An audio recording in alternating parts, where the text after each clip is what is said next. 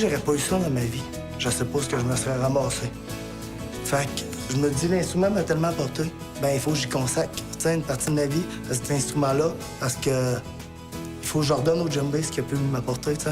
C'est vraiment la fusion de deux passions qui a donné naissance à cette microbrasserie-là, soit la bière et les îles de la Madeleine. C'est la rencontre aussi de deux personnes qui ont allié leurs forces pour vivre cette belle aventure-là. Donc, en fait, si on promouvoit à l'abri de la tempête, on promouvoit les îles de la Madeleine puis leurs artisans. Mon épouse disait, le produit est tellement beau que maintenant qu'on est arrivé, j'aimerais ça le rendre à l'ensemble de la population puis apporter un apport à la société. Alors, le canneton à sa canne, il faut que ça devienne aussi nécessaire, aussi utile que le bouton de lait à la boutonnière. Mon père a commencé à acheter la fourrure lorsque j'avais environ 5 ans. À 10 ans, à peu près, je faisais des poupées en fourrure, je les habillais, puis on les revendait avec ma sœur. Tranquillement, ça a grossi. On s'est mis à faire des articles tels que des chapeaux, des mitaines, des pantoufles. Demain, si on interdirait aux trappeurs de piéger, on viendrait de détruire un équilibre. Puis l'interrelation avec les animaux date de... pas d'hier, de toujours. Au départ, là, on était, moi et mon chum, dans le sous-sol. Mais là, c'était les employés, excusez-moi. Tu sais, on était pris, ça avait aucun sens. Ça sentait le métal chauffé, tout le kit là. Tout le matériel vient de la Germanie, l'Italie puis les États-Unis. C'est les trois grands dans le matériel cinématographique. Pourquoi ça serait pas le Québec? En fait, iFound, ce que ça fait, ça vend des tucs, des cotons ouatés, des gilets, des différents articles de sport, toujours en relation avec le skateboard, le snowboard. L'année dernière, j'avais fait les auditions, puis il m'avait posé comme question pourquoi t'es ici si ça va bien puis ça roule, qu'est-ce que t'attends de nous autres? Moi, j'ai comme été un peu frustré de ça. Vous cherchez Guy Laliberté, vous cherchez quelqu'un qui va en faire. Nous autres, on est déjà worldwide, puis c'est le temps là, de pimper puis de mettre quelqu'un sa sellette. C'est vraiment que nous, on est une première en Amérique du Nord dans les cosmétiques. En fait, des cosmétiques biologiques haut de gamme. On recycle nos peaux.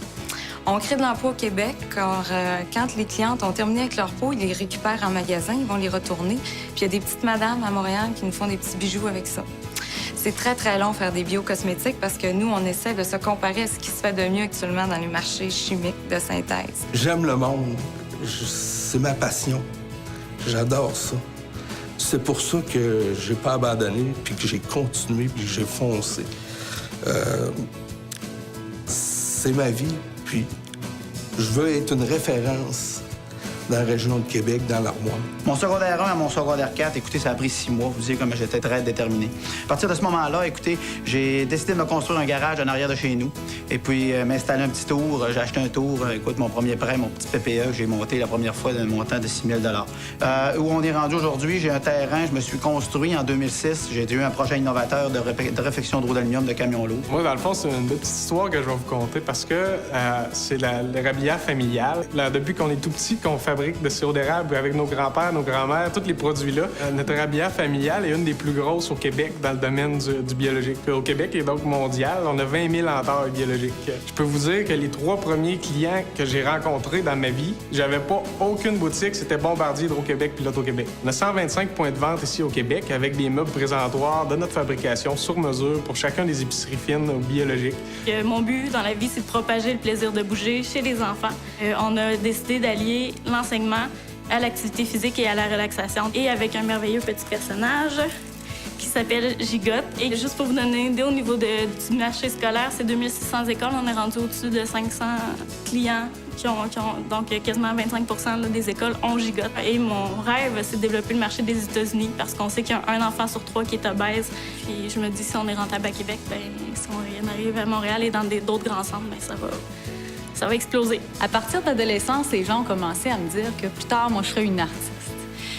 Ça me plaisait pas bien parce que pour moi, un artiste, ça allait crever de faim, puis il n'était pas question que je me laisse crever de faim. Mais là, la femme d'affaires en moi a décidé que l'artiste en moi ne crèverait pas de faim. Donc, il fallait faire quelque chose. Nous, on fait des produits à base de minéraux. C'est du sodium, calcium, phosphore et potassium. Fait que le but de ça, ça camoufle l'odeur humaine. On est les fondateurs de ça au Québec.